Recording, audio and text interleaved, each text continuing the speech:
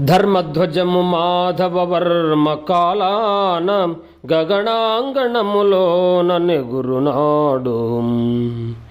తెలుగు యోధల శౌర్యలలర మల్లారెడ్డి అరుల సేనలను చెండాడునాడు. కులములంటని చాపకోటి సిద్ధాంతం బ్రహ్మనాయుండేరుపరుచునాడు. పరిమళ ద్రవ్య సంపాదన బాండారి అవచితిపయ కీర్తి నందునాడు.